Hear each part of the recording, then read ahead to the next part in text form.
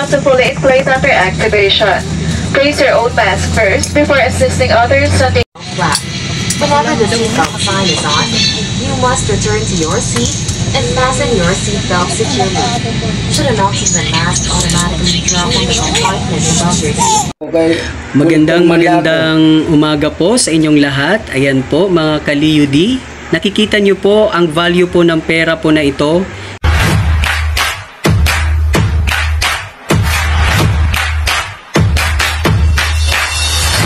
Hello mga ka-LEUD ko dyan! Ayan mga ka-LEUD, nandito po kami sa Pasay Center Point.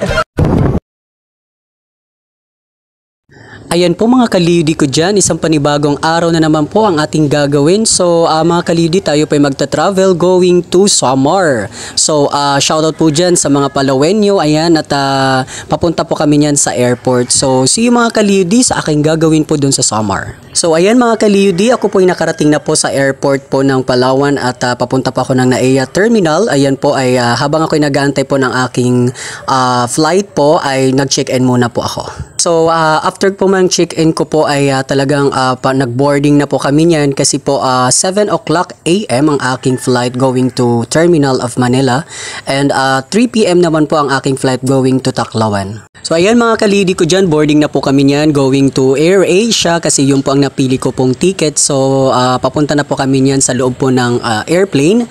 At mga ka-LEUD, talagang grabe po ang amin po talagang travel po talaga dyan. So see you mga ka-LEUD sa aking mga gagawin doon po sa Samar. Ayan, some tips po mga ka-LEUD, but before po na kami po ay mag-flight ay ituturo po sa amin po kung papaano po ang paggawa po at pag-ano po ng life vest at sa mga iba pa pong information po before kami mag-flight. Atin tunghayan po ang mga safety protocol information dyan po sa AirAsia ng kanila pong flight attendant. not to fully inflate under activation. Place your own mask first before assisting others under your care. Your life vest is under your seat. To use it, slip it over your head like this. Slip on the waistband and pull it tight. At the exit before leaving the aircraft, pull the red tag to inflate your life vest. Do not inflate your life vest until you are at the exit as this would slow down the evacuation flow. Your life vest is an oral tube for further inflation. The light comes on upon contact with water and here's a whistle to attract attention. Evacuation slides are located flat. Whenever the seatbelt sign is on, you must return to your seat and fasten your seatbelt securely.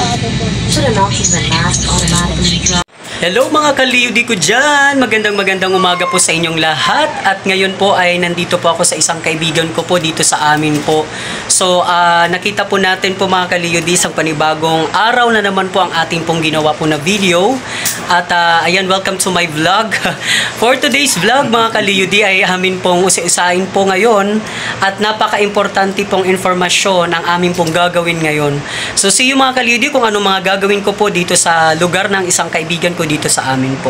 So mga ka-LEUD, isang shoutout po dyan kay RGTV Vlog at Ate Waray TV Vlog at kay BGF Channel and Miss Phoenix. Magandang umaga at isang araw na naman po ang gagawin nating vlog dito po sa lugar po ng Samar. Magandang umaga po sa inyong lahat. Ayan po mga ka-LEUD, nakikita nyo po ang value po ng pera po na ito. Ito po yung mga Millions Club na money na makikita po natin. As you can see mga ka-LEUD, ito po yung lumang pera po. So talagang in-invite lang po talaga ako ng isang kaibigan po namin dito po sa lugar po namin na talagang meron pala siyang mga na-impok na mga perang ganito. So napaka-amazing and incredible talaga po ang ginawa po ng may-ari ng pera na ito.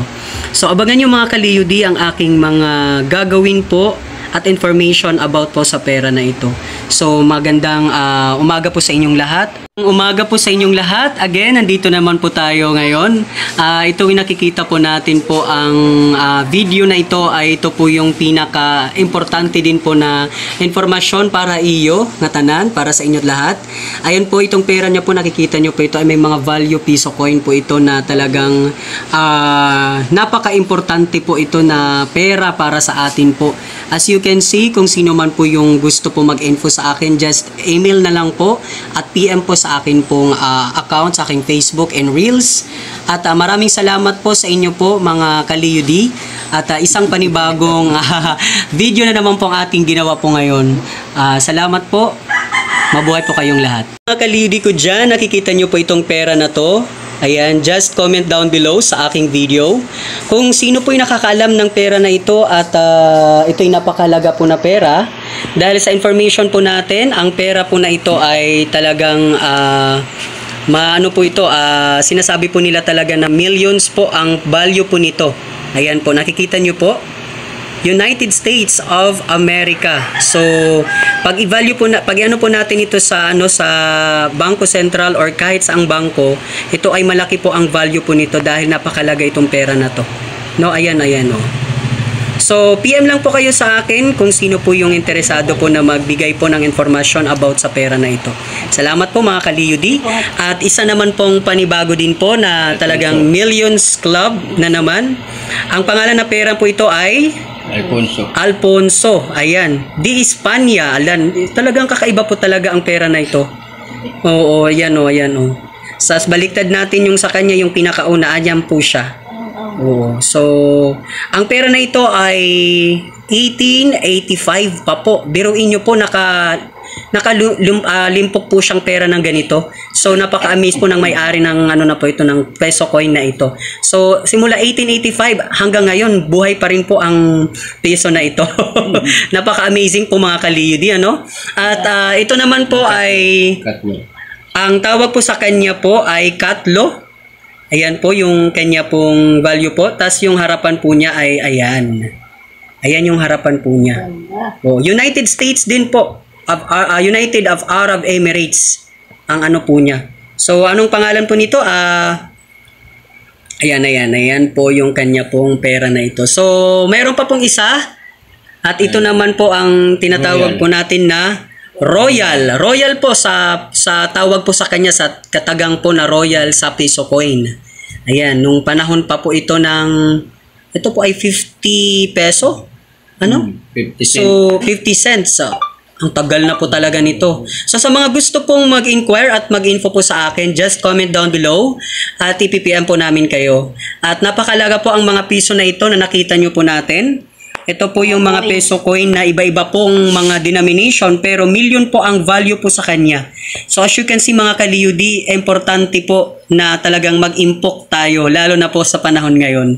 So ayan po mga ka-LEUD, isang panibagong vlog ang ating nagawa ngayon. Sa gusto pong mag-information sa akin at mag-info, just PM and comments down below. Maraming salamat po at good luck and bye-bye. See you in my next vlog. Bye-bye.